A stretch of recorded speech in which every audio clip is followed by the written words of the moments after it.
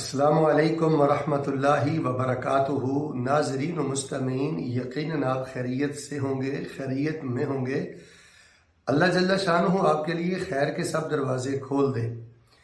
ہمارے بڑے ہی فاضل بھائی ہیں، نمازی دیندار بھائی ہیں، وہ پوچھ رہے ہیں کہ مولانا عمل کے باوجود اور زبان کی بہتری کے باوجود، حتیٰ کہ سخاوت کے باوجود بھی چند لوگ ایسے ہیں کہ جو اس کے باوجود خوش نہیں ہوتے، تو اس کے لیے ہمیں کیا کرنا چاہیے؟ تو میں نے مناسب سمجھا کہ اس کا جواب چینل پہ دیا جائے، تاکہ اگر کسی دوسرے بھائی کے ذہن میں بھی یہ سوال ہو تو اس کو جواب مل سکے۔ تو سب سے پہلی بات یہ ہے جی کہ تھوڑے سے سمجھدار بنے، دانا بنے۔ یہ لوگوں کو خوش کرنے کے جو ارادے ہیں نا، یہ ختم کریں۔ اللہ کو خوش کریں، رسول پاک علیہ السلام کو خوش کریں اور دین اسلام کو خوش کریں۔ لوگوں کے حقوق دیں، لوگوں کے جو فرائض آپ کے ذمہ ہیں وہ ادا کریں۔ وہ خوش ہو جائیں پھر بھی آپ کامیاب ہیں، اگر وہ نہیں خوش ہوتے تو پھر بھی آپ کامیاب ہیں۔ بس آپ کو حکم یہ ہے کہ آپ نے کسی کی حق تلفی نہیں کرنی۔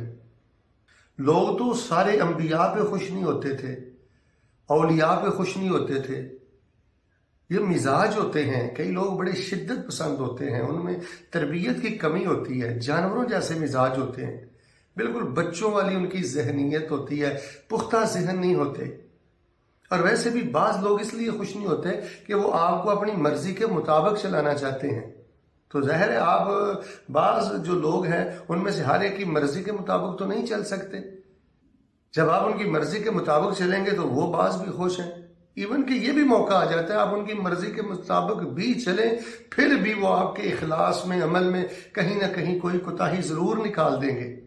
تو سب سے بڑی اور سب سے اہم اور بنیادی بات یہ ہے جی، اللہ کو خوش رکھیں اور جو اللہ کے بندے ہیں ان کے حقوق ادا کریں۔ لوگوں کو خوش کرنا یہ ہماری منزل نہیں ہے۔ مزاج ہیں، جیسے ہر علاقے کی مٹی الگ الگ ہوتی ہے، پانی کا ذائقہ الگ الگ ہوتا ہے، آپ نے دیکھا ہے نا۔ اسی طرح رسول پاک علیہ السلام کی ایک حدیث سے بھی پتہ چلتا ہے کہ لوگوں کے مزاج الگ الگ ہیں۔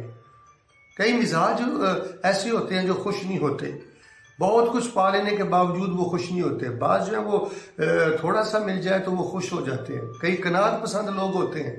تو یہ قسم کے لوگ ہیں۔ آپ ہر کسی کو خوش کرنے کے چکروں میں نہ پڑیں، اللہ کو خوش کریں، رسول پاک کو خوش کریں، دین کے مطابق چلیں اور اپنی آخرت بنائیں۔ انشاءاللہ یہی کامیابی اور سعادت ہے۔ اللہ تبارک و تعالی ان اہم باتوں پہ غور کرنے کی توفیق عطا فرمائے۔ آمین ثم آمین۔